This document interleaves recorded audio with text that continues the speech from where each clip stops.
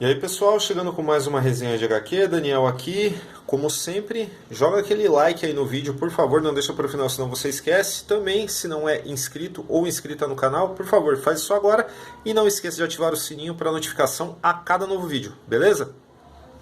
Hoje eu tenho aqui a Ascensão e Queda de Axiom, lançado pela Script, que é licenciado pela Legendary Comics, e tem ninguém menos que Mark Waid nos roteiros e o brasileiro Ed Benes na arte. Quando você olha essa capa e o nome Mark Waid, você pensa, será que vem mais uma versão alternativa do Superman? Claro que é isso que vem. E nós temos aqui o casal, no caso, Axiom e Tena, que são alienígenas que chegaram na Terra, curaram o câncer, toda essa rotina super-heróica de impedir desastres, salvar vidas e por aí vai, são aceitos como deuses, como celebridades e por aí vai. Quando a gente entra na história, né, isso já aconteceu faz bastante tempo, né, pelo que dá a entender, a gente entende o contexto através da narração, e o que acaba acontecendo é que a presença desses super seres acaba deixando a humanidade um tanto acomodada, acaba atrasando, né, o desenvolvimento geral da humanidade. E não demora muito para que, não vou mostrar a página para não dar o spoiler, né, essa mesma irresponsabilidade, né, da humanidade que acaba privando o Axiom da sua companheira. E enfim, esse raciocínio ele acaba tomando uma forma mais violenta na figura do Quasar, que é uma espécie de terrorista que se opõe à presença do Axiom na Terra. Ele faz aí o papel de Lex Luthor, no caso, na narrativa toda. E aí a história progride até o momento em que o Axiom ele se apaixona por uma humana, que é a Victoria Ellison. Bom, até aí nada demais. Porém, se você prestou atenção aqui nessa ilustração, você pensa, será que esse cara é tão virtuoso assim? Será que ele vai virar pro mal? Sim, pela capa já dá para perceber que é exatamente isso, até porque está falando Ascensão e Queda de Axiom, esse é o nome da história. E aí você lembra automaticamente, você que conhece Mark Waid faz pelo menos algum tempo, você já faz diretamente a conexão com Irredeemable, que aqui saiu no Brasil como Imperdoável. E eu vou falar que em Imperdoável, o Mark Waid se saiu muito melhor do que nessa história aqui. Tudo o que você vê em termos de desenvolvimento de narrativa, em termos de ideias para desconstruir o conceito de Superman, já foi feito por ele há muito tempo e muito melhor do que isso, porque aqui tudo que a gente vê parece um pastiche muito genérico, inclusive na apresentação dos personagens coadjuvantes, que é óbvio, né, vai ter alguém com um plano de contingência para deter o Axiom e por aí vai. A gente vai ver a derrocada psicológica do personagem, vamos entender por que ele está na Terra, tal.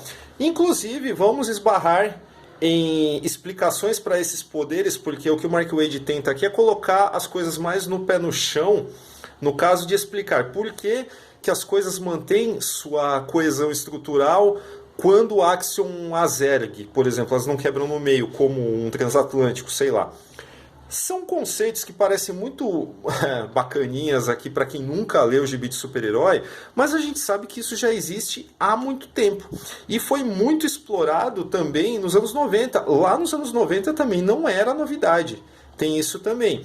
Então, nada aqui parece justificar esse esforço, né, para trazer uma nova visão dos poderes, uma complexidade emocional e psicológica maior para o personagem. Eu, de fato, não vi aqui nada que justificasse, sabe, o esforço, e é difícil até usar a palavra esforço, porque parece que o Mark Waid não estava, de fato, se esforçando. Já vou desenvolver melhor esse raciocínio.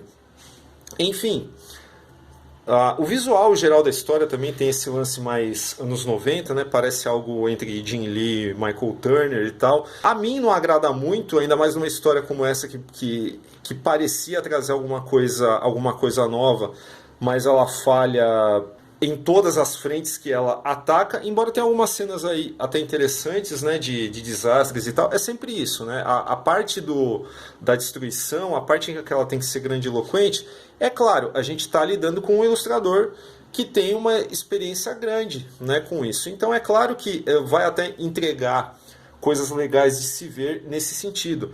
Mas a história em si, não achei que se sustenta de forma alguma. Só que em defesa dos envolvidos, tá, eu tenho que falar o seguinte.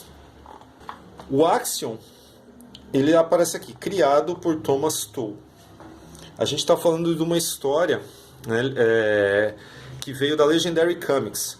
Legendary, se você não lembra, né, esse logo aqui deve ser um pouquinho familiar para vocês.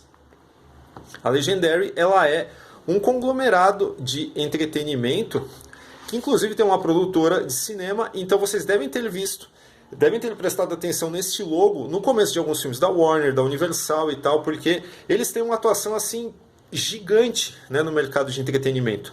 E nada mais natural do que eles tentassem criar suas próprias propriedades intelectuais no momento em que super-herói está na moda, para que, quem sabe, se fizer sucesso, vai para o cinema, vira série, sei lá o que, videogame e tudo mais. Então, para mim ficou mais do que na cara que tanto o Mark Waid quanto o Ed Benes, eles vêm aqui para realizar um trabalho. Eles estão aqui como mão de obra contratada para desenvolver as ideias de outras pessoas. E até por causa disso, eles têm muito das suas mãos atadas. E isso, para mim, é o único olhar que eu posso jogar para essa HQ que não vai, sabe, criticar as habilidades pelo menos do Mark Waid, né? Dito isso, eu acho que Ascensão e Queda de Axiom é uma HQ que talvez interesse e divirta e encante uma pessoa que nunca tenha tido contato com essas HQs desconstrucionistas do final dos anos 80, começo dos 90 e tal. Acho até que muitas das coisas que são reaproveitadas aqui, requentadas, elas já começaram a ser discutidas na Era de Bronze, ali na década de 70. Então, para mim, é um pouco frustrante ver um autor que eu gosto muito, como o Mark Waid, que tem assim, fases maravilhosas em personagens que eu adoro, fazendo uma história tão genérica quanto essa. Então fica aí a minha crítica sobre Axiom, a Ascensão e Queda de Axiom do Mark Waid e do Ed Benes. Se ainda assim você está disposto, você é muito fã do Mark Waid, ou, sei lá, faz uma biblioteca de versões alternativas do Superman, sei lá por qual motivo, eu vou deixar o link para compra aí na descrição, beleza? E comenta aí se você já leu, se você conhece esse trabalho, e a gente volta na semana que vem. Falou!